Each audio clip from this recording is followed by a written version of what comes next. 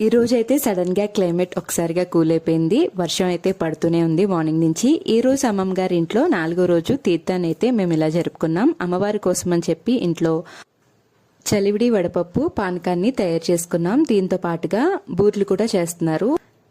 ఇలా బూర్ల కింద చేసుకుని చుట్టుపక్కల పంచిపెడుతూ ఉంటామండి. దీనికోసం అని చెప్పి ఇక్కడ పూర్ణాన్ని తయారు చేస్తున్నారు. ఇప్పుడు అయితే లంచ్కి వచ్చేసి బూందీ కూర, ముద్దపప్పు, దోసకాయ పచ్చడి అయితే వడ్డిస్తున్నారు.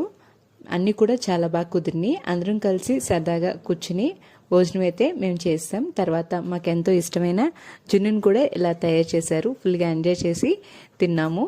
తర్వాత తీర్థం అనేది స్టార్ట్ అయిందండి. ఇప్పుడు ఇంటికి వచ్చి ఇలా తీర్థాన్ని చేస్తారు. దాని తర్వాత మేము ఇక్కడ హారతినిచ్చి అమ్మవారికి దండం పెట్టుకుని తర్వాత అమ్మవారిని దర్శించుకుంటానికి గుడికి వెళ్తాం. ఈ వీడియో కనుక నచ్చితే లైక్ అండ్ సబ్స్క్రైబ్.